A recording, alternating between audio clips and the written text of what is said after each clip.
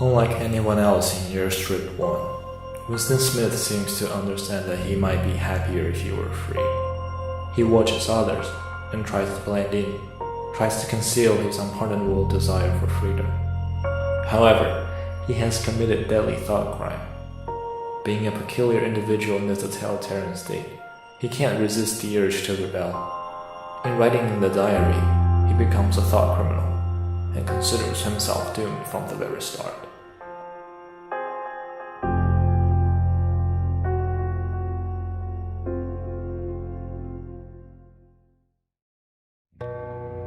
This is the 2 Minutes Hate, a daily routine that arouses people's hatred against enemies from other states and their love for their supreme leader, Big Brother. Winston notices two other party members, O'Brien and the dark-haired girl. He has dreamed about O'Brien since decades ago. Winston knows that O'Brien must be a rebel, because he told him in the dreams. We shall meet in the place where there is no darkness. As for the dark-haired girl, Winston hates her although he has never spoken to her. She's young, beautiful, vigorous, but Winston knows she's also the most loyal adherent of the party. She's the most enthusiastic during the 2 Minutes Hate, and she wears a scarlet sash of Junior Anti-Sex League around her voluptuous waist. Sex is merely a procreative duty whose end is the creation of new party members. The party channels people's frustration and emotions into ferocious hatred against the party's enemies. Winston is aroused by Julia's beauty, but disgusted by her fervor. And this is Oceania, controlled by a communist government with absolute power. The party monitors and controls every aspect of human life, to the extent that even having a disloyal thought is against the law. The cities are dilapidated. People are starving. Food is scarce. But the party ensures that every single home has a telescreen which blasts a constant stream of propaganda and monitors party members' behavior. There are no more families, absolutely no love in marriage. Only kids spy on their parents, ready to report any words of disloyalty. There's no more truth.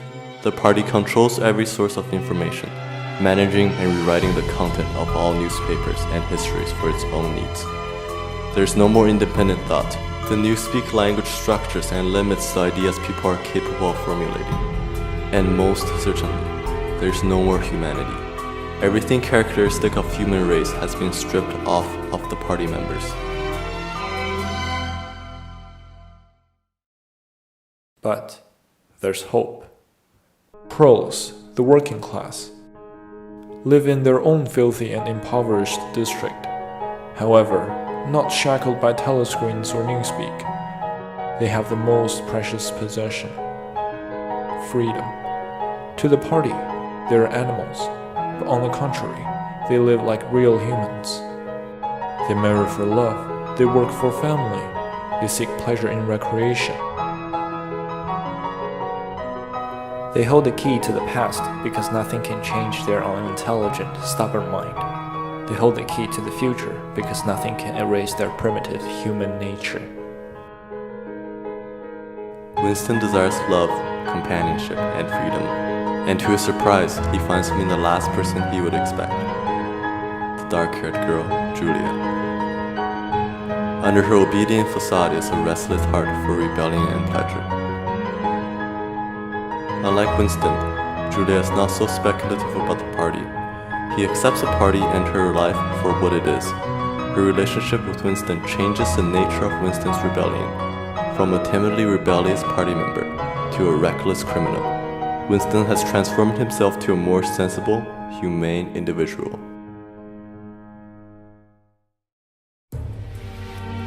Then, with the company of Julia, Winston meets O'Brien in his apartment. The meeting is brief, but it establishes O'Brien as an enigmatic and powerful figure. He is the embodiment of everything Winston hoped he would be.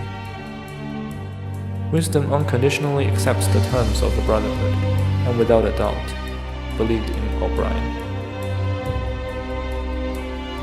The future is promising. Winston has found a loved one to whom he has vowed to never betray. And the presence of the Brotherhood also overthrows the party's absolute control.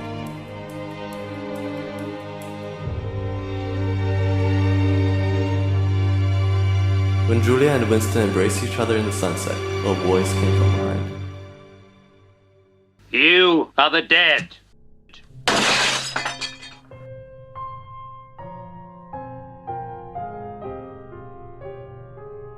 In the Ministry of Love, where punishment and correction take place, Winston meets O'Brien in a place where there's no darkness, his prison cell. O'Brien, however, is not his comrade, but his torturer. The hope and optimism he inspires in Winston is part of the psychological torture Winston suffers. After the mental breakdown, O'Brien proves that physical pain can override humanity. Throughout the torture session, Winston becomes increasingly eager to believe anything O'Brien tells him, even 2 + 2 = 5. At last, when facing a writhing storm of rats prepared to devour his face, Winston betrayed Julia. His betrayal marks the success of the party's correction and the futility of Winston's attempt to rebel.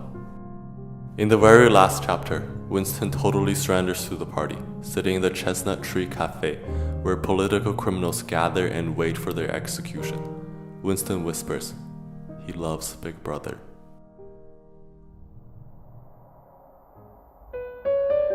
After all, 1984 isn't about Winston's rebellion or tragic love.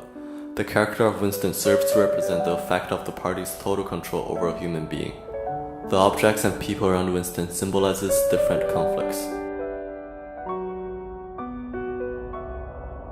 Big Brother is a party in its public manifestation, a reassurance to most people. But to Winston, he is more of a threat, as there is no way to escape from his overwhelming gaze.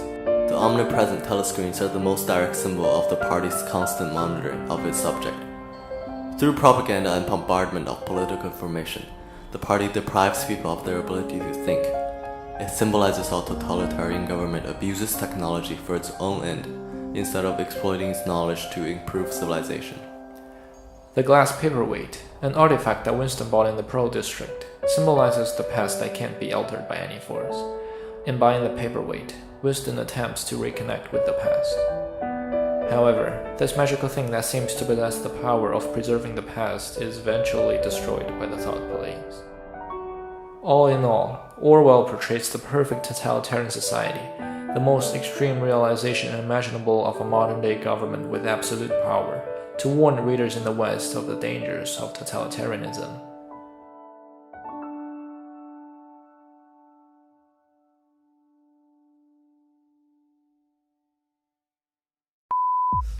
Orwell portrays a perfect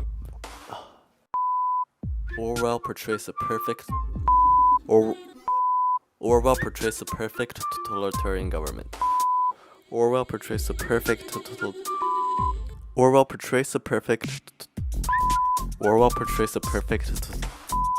After all, 1984 isn't about Winston's rebellion or tragic love.